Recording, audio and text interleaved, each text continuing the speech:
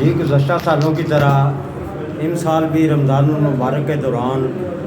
جو ہمارے کشمیری رہنما ہیں عبدالقیوم انصاری صاحب اور مرزا صدیق صاحب، انہوں نے ادارہ خدمت خلق کے ساتھ بھرپور تعاون کیا، اور ان کے تعاون سے ہر سال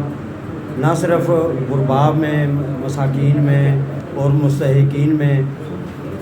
سلائی شدہ کپڑے تقسیم کیے جاتے ہیں اور عید پیکج، رمضان پیکج دیا جاتا ہے۔ اسی طرح جب اسکولوں کے طلباء و طالبات کی کلاسوں کا اجرا ہوتا ہے تو ان کے داخلے کے ساتھ ساتھ انہیں یونیفارم اور درسی کتب بھی فراہم کی جاتی ہیں، تاکہ غریبوں، مسکینوں، یتیموں، بیواؤں اور مستحقین جو بچے ہیں وہ بھی اپنی ضروریات پوری کر سکیں اور وہ بھی تعلیم حاصل کر کے معاشرے کا مفید شہری بن سکیں۔ میں ادارہ خدمت خلق کی طرف سے ان دو شخصیات سمیت ہمارے جتنے بھی ڈونر ہیں ادارہ خدمت خلق کے، ان کا شکریہ ادا کرتا ہوں اور ان سے توقع رکھتا ہوں کہ وہ آئندہ بھی تعاون جاری رکھیں گے، اور ان کے تعاون سے مستحقین میں نہ صرف ان کی ضروریات زندگی رمضان المبارک کے دوران اشیاء ضروریہ اور درسی کتب بھی بچوں کو بدستور فراہم کی جاتی رہیں گی۔ لائبریری میں ادارہ خدمت خلق کے تحت الحمدللہ ہر سال کی طرح اس سال بھی محترم عبدالقیوم انصاری صاحب، خالد انصاری صاحب، سہیل انصاری صاحب، مرزا صدیق صاحب اور دیگر بے شمار ڈونرز کی طرف سے عید پیکج بھی تقسیم کیا گیا ہے، اور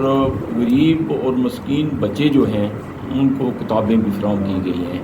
تو میں سمجھتا ہوں کہ اکبر لائبریری میں جو شب و روز کام ہو رہا ہے غرباء کے لیے، مساکین کے لیے، دیگر جتنے بھی لوگ ہیں علم و ادب سے شغف رکھنے والے، وہ بھی اس لائبریری سے بھی فائدہ اٹھا رہے ہیں، اور غریب اور مساکین وغیرہ جو ہیں وہ بھی بھرپور طریقے سے ان کی خدمت ہو رہی ہے، اور ہر سال کی طرح اس دفعہ بھی انہیں مستفید کیا گیا ہے۔ تو میں دعا گو ہوں کہ اللہ تعالیٰ جتنے بھی ہمارے ڈونرز ہیں ان سب کو جزائے خیر عطا فرمائے۔ وما علینا الا البلاغ۔ بسم اللہ الرحمن الرحیم۔ کرو مہربانی تو مہر زمین پر،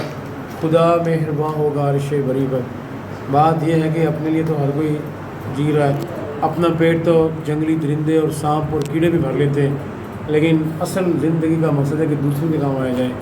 ایسے لوگ آج کل دیکھیں، مہنگائی ہے، بے روزگاری ہے، غربت ہے،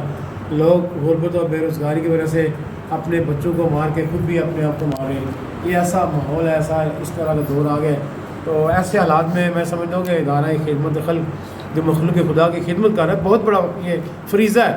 جناب عیسیٰ علیہ السلام کا قول ہے کہ اپنا خزانہ عرش پر محفوظ کرو۔ زمین ناقص ہے، گم ہو سکتی ہے، جل سکتی ہے، تمہاری دولت ضائع ہو سکتی ہے